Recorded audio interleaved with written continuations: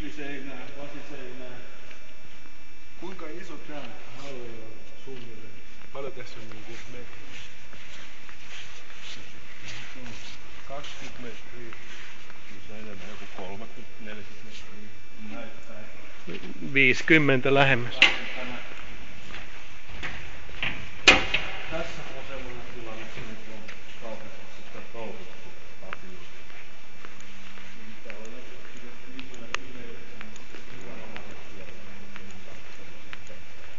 tää on kuin voimalaitos eikä mikään Bailupaikka. Mutta kuka sen kielsi? viranomaiset. Kun ei meillä täällä ole kumminkaan sillä, että pitäisi tehdä turvallisuusasiat ja tämmöiset toisenlaiseksi. Kaupungin viranomaiset? Ja vaan nämä pelastuslaitokset. Okei.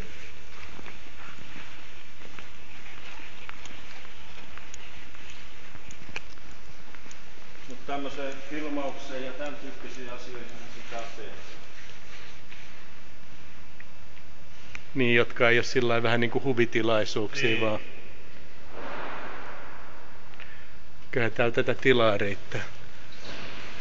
Tuossa pari toimittajaa sitä kysyi, että on mun henkilökohtaista mielipidettä, niin mä sitten sanon, että tähän tontille ei missään nimessä pitäisi asuntoja laittaa. Et ihan mitä muuta tahansa. Joo. Moi. Olen soittelemassa vaan, että jos sä etsisit tulla tänne Onhan tää me ollaan jo täällä sisällä. onhan tää niinku hieno. Eihän tälle voi mitään. Eihän tästä vastaavaa niinku on mitään syytä rakentaa niinku tyhjän päälle. Eli siis toisin sanoen tällaista ei enää niinku tehdä, ellei tarvita. Ja sit jos sä oot käynyt Tampereella on se, mikä se on se, siellä on tää Tampelan entinen, onko se verkkatehdas vai mikä se on. Sinnehän on tehty tämmöisiä samoja tiloihin. Tai sitten on tää meillä tämä Lauttasaaressa tää kaapelitehdas. Joo. Niin tähän saa niinku ihan toisenlaisia tiloja. Niin. Siis tää mallilta on 4 mallinen ja tässä löytyy korkeutta ja tähän pystyisi tekemään ihan mitä vaan. Ja rakenteet on kestää. Niin. Eli mun mielestä tää rakennusta ei kannattaisi hävittää. Ei missään. Niin siis tää menee vielä niinku syvälle tonne Joo. Joo. Uskomaton.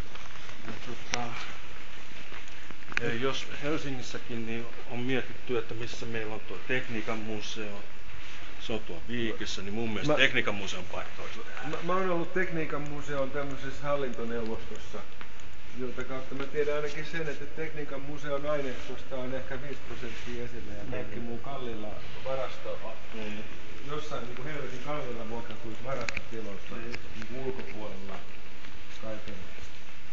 Ja tähän saa mitä vaan, tähän saa tiedekeskusta, tänne saa ravintolaa, tänne saa teatteria, tänne saa ihan mitä vaan.